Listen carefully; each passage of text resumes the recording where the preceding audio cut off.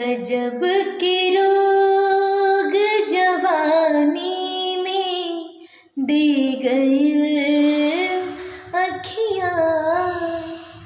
गजब के रोग जवानी में दे गए अखियाँ।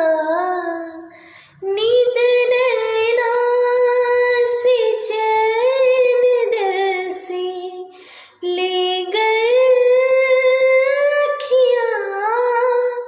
नींद नैना से चैन दिल से ले गए अखियाँ। गजब के